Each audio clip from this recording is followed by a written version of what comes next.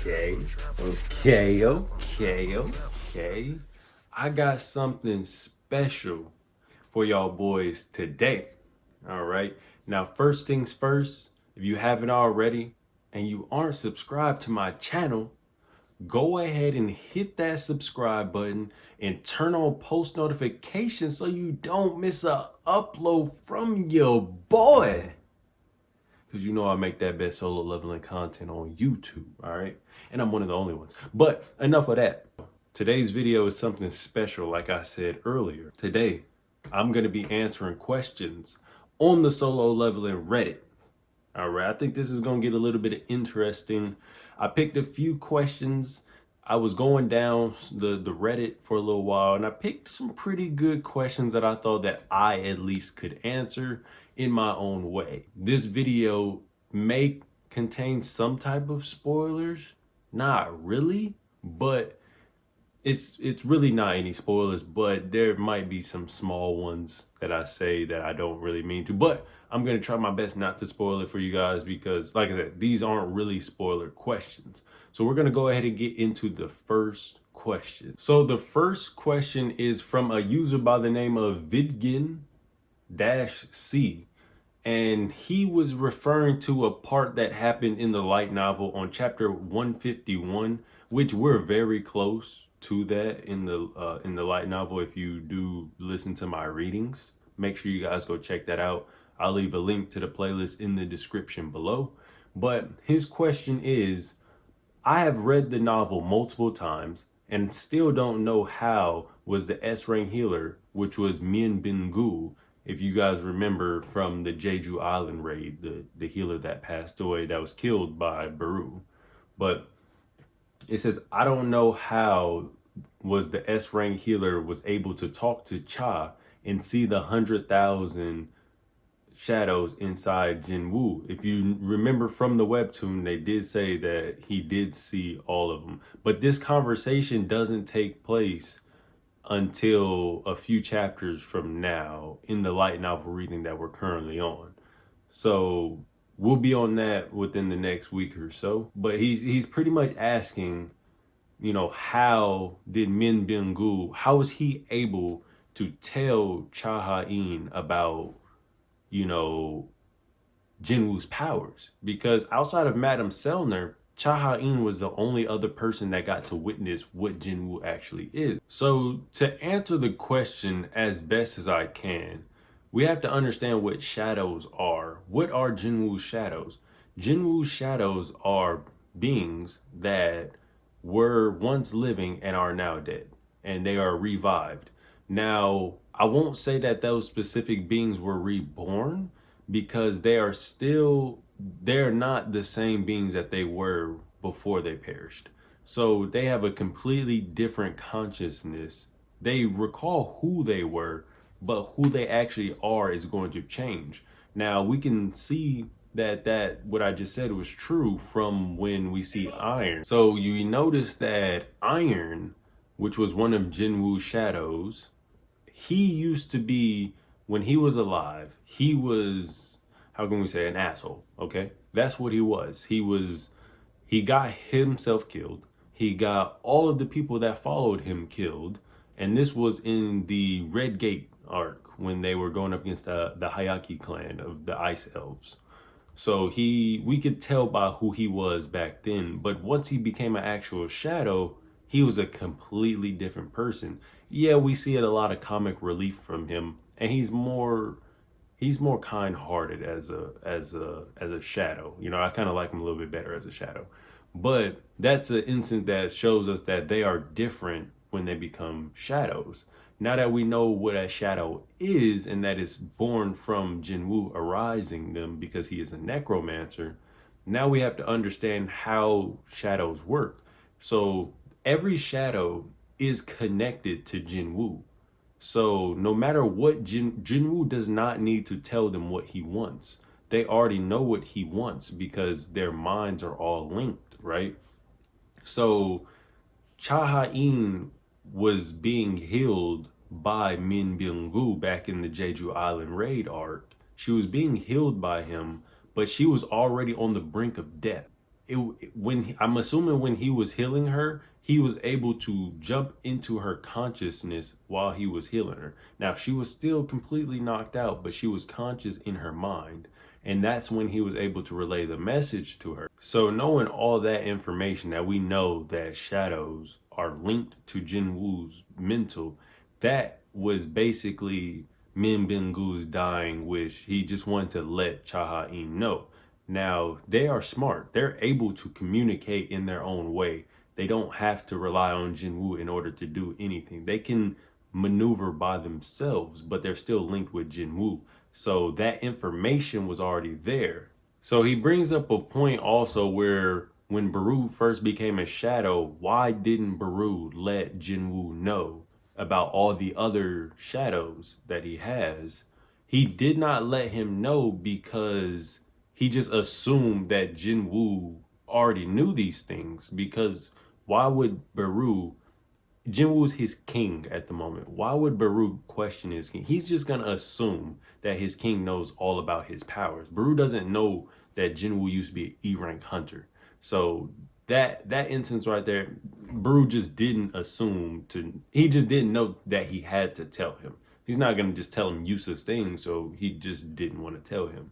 So moving on to the second question. So this second question is from a user named Magris, and he or she has a very good question.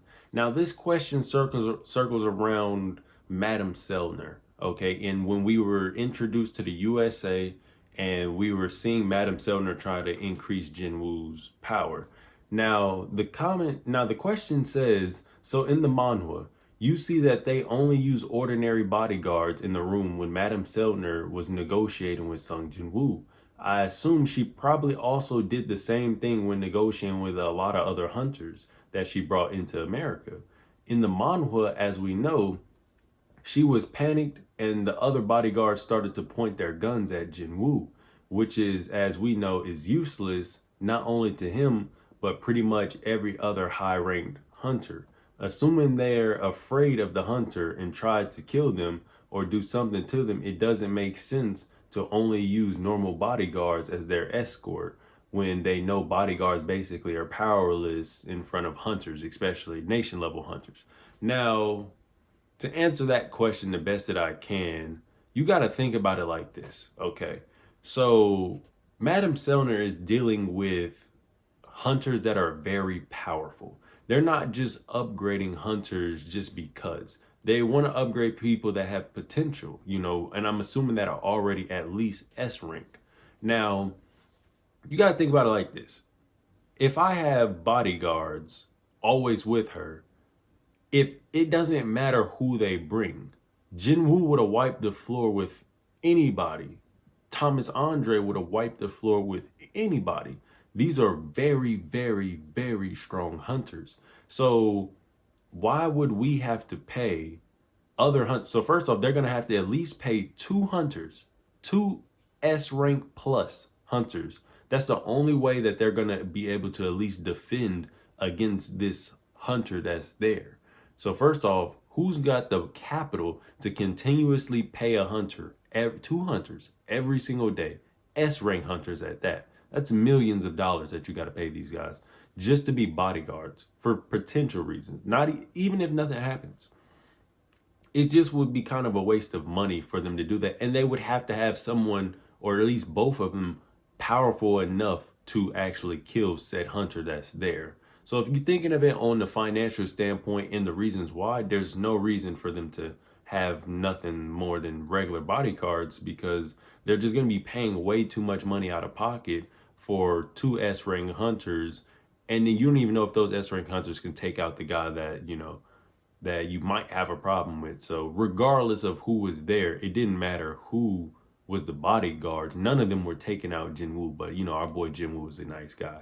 So, you know, that's kind of how I feel about that question. I just don't think it was a reason to pay a bunch of unnecessary money to hunters for no reason. The third question, this one is a funny one. How do you become a hunter? And this question was from Devon. And it says, just started reading the series, but I'm confused on how you become a hunter. It seemed unclear. Is it random? I can't find the answer to the question anywhere. Now, to become a hunter, first off, you got to be strong. You got to be somewhat strong, and I believe you have to at least be, you have to be awakened. And not everyone gets awakened, but if you're not awakened, you're not going to have enough power to take on these monsters in these dungeons. You would just be a regular human and you would just get murdered. A bullet can only defeat a stupid weak monster, if that. It probably still couldn't, because most actual weaponry doesn't work on monsters. So the monster would have to be ridiculously weak for a bullet to actually affect it. And if I'm wrong on that, more than likely weapons do not even work at all on monsters. So that's pretty much answering the question. It's literally just you're powerful and you sign up. That's it. Because Jinwoo was an E ranked and all he did was just sign up for dungeon quests. You're kind of like a freelancer. Yeah, you're pretty much a freelancer. So if you want to go look for a job as a hunter, then you just sign up. As long as you have the strength to take care of it, you're good. And obviously if you're with another party. And for the fourth question, this question is from Killer Bash. This was a pretty good question. I'm liking it. Does the light novel have better character development, more deeper level kind of stuff than the manhwa? Not hating on it at all, but in the manhwa, it's very prevalent. Still love the series. Okay. Yes. 100%. If you're on the side that wants to know more about character development and knowing more details about solo leveling, then the light novel is what you're going to want to read, because that's where all the detail is. The webtoon or manhwa, whatever you want to call it, it's only going to give you the visuals of the actual story. They leave out a lot of dialogue that actually happens in the light novel. So that's why I always tell you guys, read the chapter and then read the light novel chapter that corresponds with it. That's the only way you're going to learn more about solo leveling.